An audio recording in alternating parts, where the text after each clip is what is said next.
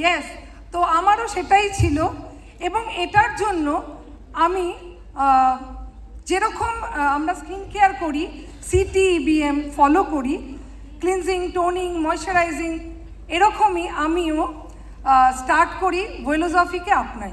মানে ওয়েলোজফি মানে আমাদের কাছে অনেকের একটা ভুল ধারণা আছে যে আমরা ওয়েলোজফি মানে আমাদের ক্যাটালগের যে পোর্টফোলিওতে আমরা ভাবি যে ওই কটা product. No, wellosophy is not only মানে ফুডিং হ্যাবিট। ওয়েলোজফি মানে হচ্ছে ওয়েলবিংকেও আপনানো।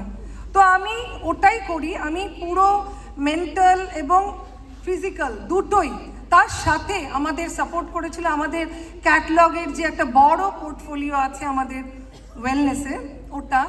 এবং আমি সেটা নিজে নয়, আমার পুরো ফ্যামিলির মধ্যে আমি এটা স্টার্ট করি।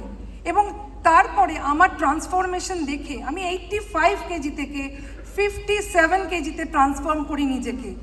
এবং সেটা দেখার পর আমার গ্রুপের বহু লিডার তাদের মধ্যেও স্টার্ট করে, এটা তাদের ফ্যামিলিতে স্টার্ট করে, তাদেরকে দেখার পর তাদের লিডাররা স্টার্ট করে, এইভাবেই আমরা এগিয়ে যাই। তো আমি এখানে থ্যাংক ইউ বলবো অরিফ্লেমকে, যে কিনা আমাকে মানে অপরচুনিটিটা দিয়েছে এরকম একটা মানে অ্যাওয়ারনেসের জন্য। আর আমি সবাইকে রিকোয়েস্ট করবো এখানে বসে থাকা, যে আপনারা যেরকম স্কিন কেয়ারকে নিজের লাইফে ডেইলি রুটিনে অ্যাড করেছেন, সেরকম ওয়েলোজফিকেও অ্যাড করুন। কারণ কি, হেলথ হচ্ছে সব থেকে বড় সম্পদ আমাদের জীবনে। Thank you.